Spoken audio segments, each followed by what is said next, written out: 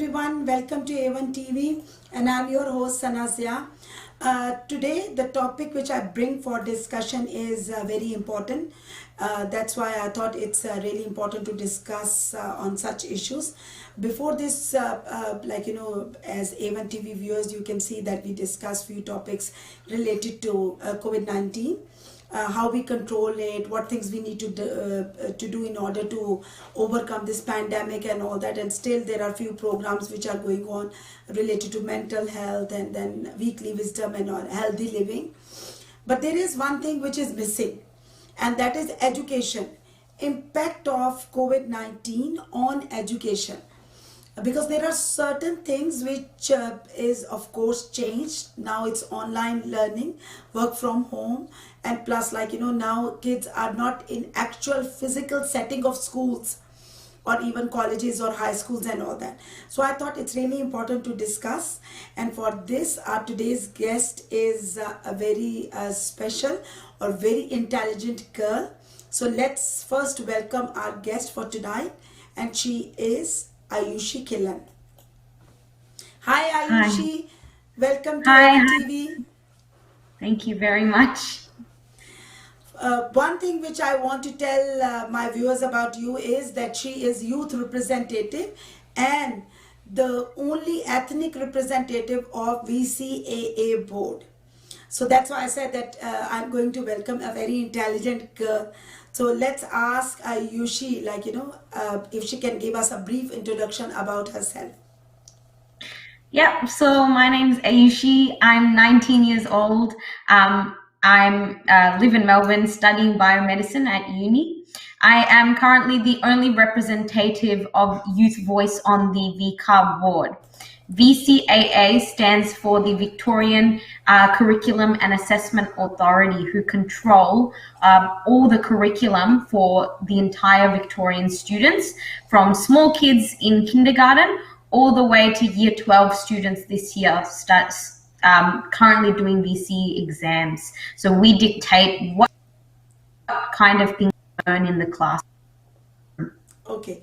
So what you said in the last line, if you can repeat it again, that you are going to dictate, like the VCAA board is going to dictate, okay, what the curriculum is, what, in classes we are going to teach to our kids and all that. Yes, so the Victorian Curriculum and Assessment Authority dictate what goes on in the classroom, what content the teachers teach, how much maths, how much English, what do they learn in history, what parts of history do they learn. All these things we decide from kindergarten all the way to year 12, and what subjects they can pick in year 12. So we pretty much decide everything for education for students and how to support teachers in guiding those students. So, if you look at this side, this means VCAA is the one, who control everything related to curriculum from kindergarten to year 12. Yes, exactly. And we talk with the Department of Education, very commonly the state government, to determine things like how much money goes into education and curriculum. And with the Department of Education, they'll make other decisions like funding, like how teachers are financed, how schools run, but we will communicate with them very often to determine how the curriculum runs. So how much do students learn and what do they learn? Yeah. So if we talk about that they got the decision power, then usually I want to ask, of course now it's COVID-19, and in this pandemic everything has changed, even the education system as well. So how does this impact on VCAA decisions or on their curriculum? Well, firstly, we need to talk about the fact that students have suddenly been put into a new environment at home. So they're learning from home now. They're not in their classroom. They're not with their teachers face to face. And that has had many impacts on students. If we talk about year 12 students, first of all, you can see that it's a lot harder for them with their exams coming up, how they're going to do tests in school, how are they going to do those tests and assessments. and also just their general learning. How are they going to learn the content online? So initially, this was a lot of difficult discussions we had with teachers, and we decided that we need to continue learning online. The key phrase we always say is have a continuity of learning. So we want to ensure that students keep learning, not to worry about the test, but so that they keep learning in this environment and keep engaging with the content. So we've talked a lot to teachers to make sure that they can use online platforms like Zoom, like Skype, to talk to their students and still have class discussions. I think another thing that we need to talk about is that some students like this environment, but other students don't. So students are responding very differently in COVID-19. Some students have always liked being at home. They like studying at home. They're comfortable. They have all their books there, and it's much easier for them. They can wake up late, and it's much calmer for them. But for other students, they need teachers to guide them consistently. They need the teacher's support. They want to ask the teacher questions. How do they do that online? They want other people's support. They need their friends around them in the classroom to feel engaged. So those students are really, really struggling in this environment. And we had to talk about mental health and how that's impacted. So initially, we had a lot of discussions with teachers to ensure that the mental health of these students was maintained. If they identified one student who's struggling, not responding in class, not paying attention, is struggling to pick up content, to try and talk to them and maybe talk to their parents to make sure that we can adapt the learning for them. It's especially hard for younger students. So imagine teachers, year 2 students, they like running around, they like doing things, and online, it's very hard for them to sit still and just pay attention to their teacher. So young teachers in primary school have been really struggling to engage their students.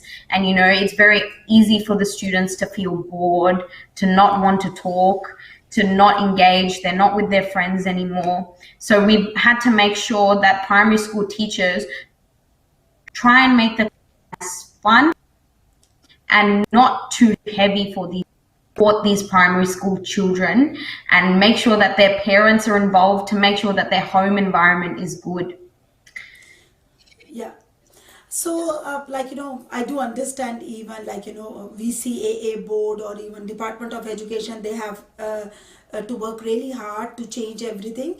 But now, because as you mentioned, every individual is different, and from kindergarten to year 12, there are different students, different level of education and all that. So how does they now, they prepare curriculum for each and every level or each and every class? Is it really hard, or is it they are taking feedback and then redesign curriculum? Yes, so designing the curriculum is hard itself. It's not easy job. It takes a year or 2 years to change the curriculum. It takes a long time with many experts.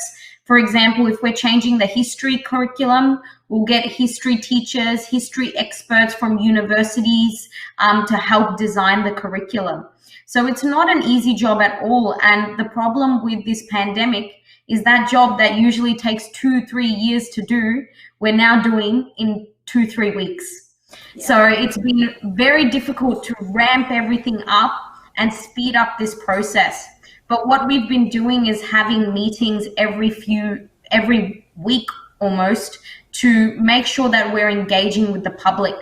We read the newspapers, we make sure we listen to everyone's opinion, and the board is made up of teachers, educators from all sectors. So university, primary school teachers, educators from all different sectors, and we come together and we all put our different opinions on education and how it's working. So we really have to, every week we readjust the curriculum, we readjust our approach. Right now, the main things we have done is reduce the curriculum content, especially for year 12 students, because they have their exam coming up. It's really important that we make the content a lot shorter considering they have so many mental health issues right now, a lot of struggle in adapting to this online platform. Second of all, we have delayed exams to make sure that they have more time to prepare for that exam as well. And those are the main things right now that we're looking at. For the primary school children, we told the teachers to engage with their students as much as they can. And I think in the future, we will have to see next year how much the students have learned in primary school level. Have they learned everything that they usually learn? Or do we need to support them more in the future to help them pick up the things that they missed this year, which is really important in primary school? You know, imagine if you're learning division and this year you had to learn division online. It's hard. And then next year you go into year 5, you don't know division. How can you then do problem solving? So that's the issues that we have to think about with primary school children, is that they're missing that foundation this year. So we need to make sure next year that we adapt the curriculum to take into account things they might have missed. Yeah. And you are youth representative, Ayushi, and I hope so that your role is also very, very important. So if you can just put a little bit light on this, that what is actually your role in changing the curriculum and all those activities Yes. during So COVID-19 in particular? yes, of course. Well, this is the first time they ever had someone of a youth perspective on the board. So the board never had someone as young to give our insight. And it's such a big deal, especially in COVID-19, because youth opinions have never been so important. We need to hear the youth. We need to hear their struggles. You know, so many of them are struggling mentally. They're not coping with the content. How is it possible to create a curriculum for them when you don't include them when you're making the decisions? Yes. So it has been so important in this position. I sit with the board. It's for a 3-year position. I'm just as important as the other people on the board now in making decisions for students. On top of that, I talk to various other organizations who engage youth, so student councils from various schools, to ensure that I'm hearing the students and what they have to say. So I'm always going out there talking to students, making sure that I'm trying to represent as many people as I can. Because I'm only one small Indian girl, I don't know everyone's opinion out there. So it's really important that I go and hear their opinion, so I can bring it and change the curriculum for them. Yeah. And you said you are just one small girl. It's not like that. Every person is important, and it's just the beginning, Ayushi. The whole world is there for you. Oh, thank you. And plus, I think that's really good that now they are trying to involve, youth as well, because their representation is important in order to understand their perspective and their point of view. And when we talk about this, Ayushi, I have one question in mind, and that is related to year 12. Year 12, as you mentioned, it's very important. And then on top of it, there are few subjects which I know is the trade related things where they have to do the practicals. So of course the exams are delayed, and then maybe it's not that tough. But what about if they are doing carpentry, if they are doing building and construction and all those practical things, even electrician as well, that they have to go to actual location and then learn. So how we are going to overcome these gaps? Yes, this has been a big issue with a lot of people in the vet sector or TAFE sector who are actually going into workplaces and studying. For example, even just medical students, they have not had their placements. They can't go to the hospital and learn. So how are they going to then go into the job and be a doctor when they haven't gone into the hospital to learn about how to take care of patients? So it's a big issue this year, and right now, because of restrictions, students are not able to go to the building workplace or carpentry or whatever work they're doing. So what we have to do is to ensure that they can make up these hours. They can still get a certificate at the end of the year, and they will still engage with the curriculum and engage. They're still talking to the people in these sectors. They're still talking to the building managers and trying to learn as much as they can online. But our idea is next year, when they enter the workforce, we need to ensure at the start of the year that there's more guidance and mentorship. So people in these sectors who are working in the building place, they need to be more careful with these new workers and take care of them and guide them. And we will talk to those people to ensure that they know that these new students this year, they need more support because they have not had their experience. And it's not their fault, but they just need other people in the community to help them next year when they start going into the workplace. Okay. So the main thing is, like, they are still able to get their certificates, but Yes. it's just like next year they are they will be more towards the practical thing, and then Yeah. over there more support is available. Yes, exactly. Okay, and that's good. At least they have something in their hand, and there is no waste of the whole year and all that. I think that is the major issue for and the major concern for parents as well. Yes. Yeah. So now, of course, this year we try to change everything and all that, but it's not just 1 year. So in future, of course, it does have an impact in our future as well. Next year, maybe you have to bring few changes to curriculum. So what you see that in future, what sort of changes VCAA board is trying to make in curriculum or to settle the kids? Yes. First thing is, we have learned that the curriculum is too regimented. It's too strict. It's too structured. Now in COVID-19, we realize it's not adjustable. When new things happen that we're not ready for, we're not able to cope with it. It's been a lot of work this year trying to redefine the curriculum. So in the future, we really need to ensure that it's a bit more adjustable, the curriculum, that we can mold it to the students and have a bit more flexibility. So we need to talk to the teachers as well with assessments. A lot of teachers wanted to do tests, for example. That's the only way they assess their students. They want to do a test, and they want to do it in school.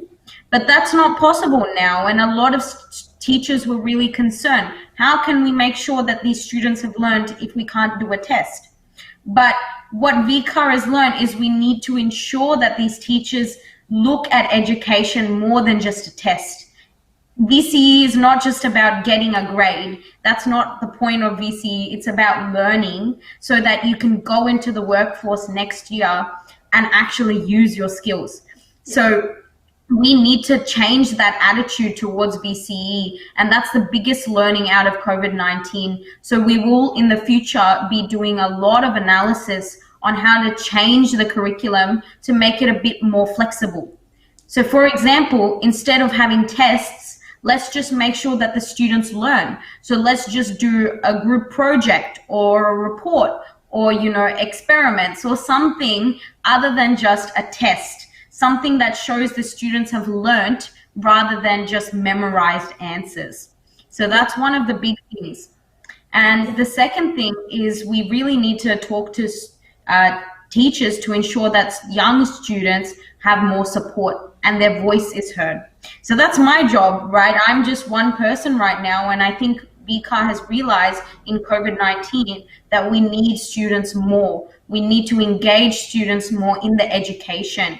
So in the future, they're really going to look towards including more students in decision making so that they can make correct decisions for the students. For example, some students really want to learn real world skills. And that's a big thing out of COVID-19. How do we keep other people safe? How to be healthy? How to wear a mask? And these things that will be important moving forward. And I think that is something that we need to include into the curriculum, these skills that prepare us for life. Skills like how to do your taxes. I don't know how to do my taxes. And I think that's something that students need to learn a lot more in this new world with so many problems. So that's something we want to change in the future. Yeah, so that's about future, and that's what you want to do as a, of course, a youth representative. Now, what is your future plans, Ayushi? My future plans. Well, currently I'm doing biomedicine and I will go into medicine later on. So this is all very interesting for me because I want to help this field, this medicine field that is so important right now. And I will be doing a research project at an institute to look at actually COVID-19 and how it's been impacted, and doing a bit of analysis on the virus. So it's very, very exciting for me. And I also just want to keep representing youth as I grow up. Even as an old person, I think youth will always need representation. They always need people on their side. And I think the thing we need to realize is we need to give young people the skills. We need to empower them, give them confidence, because one day they're going to grow up and they have to deal with the world that we've created. They have to deal with, all the issues like climate change, pollution, viruses. These are things that they have to grow up and handle. So we really need to give them confidence and power and give them the correct skills. So when they grow up, they can handle big challenges and do it.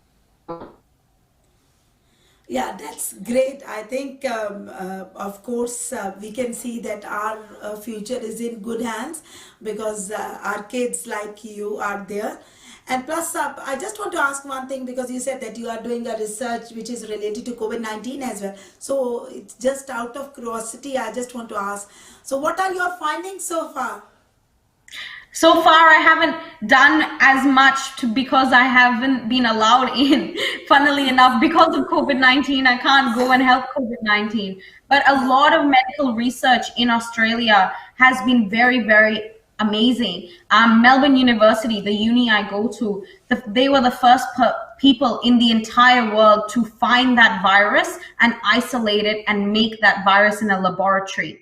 So they were the first ones to do that, and that was such a big deal because then once you find that virus and you put it in a lab, then you can analyze it and see how to make a vaccine. So we've been doing a lot of analysis on how the virus works and how it enters our lungs and how it affects the lungs, and I think that has really changed how the world has seen the virus as well. So Australia's got some smart people in there for sure.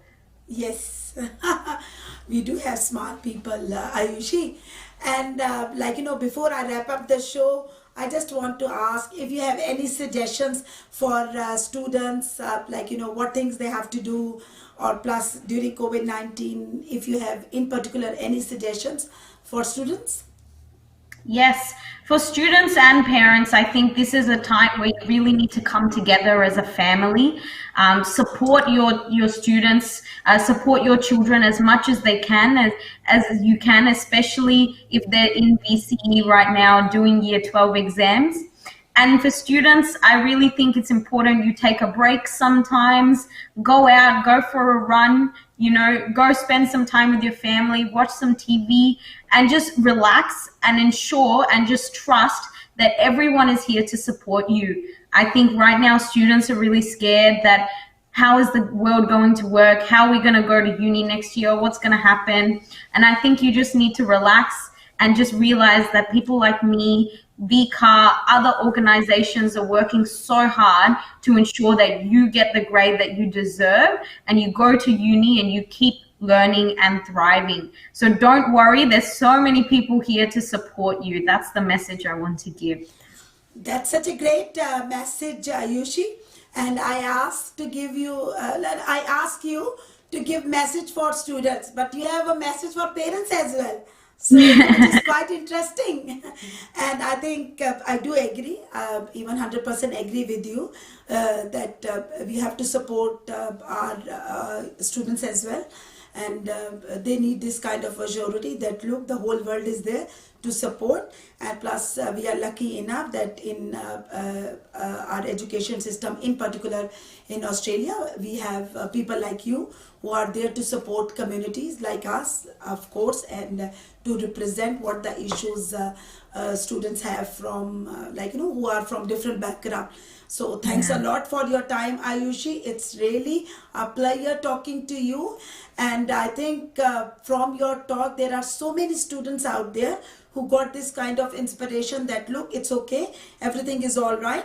And VCAA board, and plus the Department of Education and everyone else is trying to support them.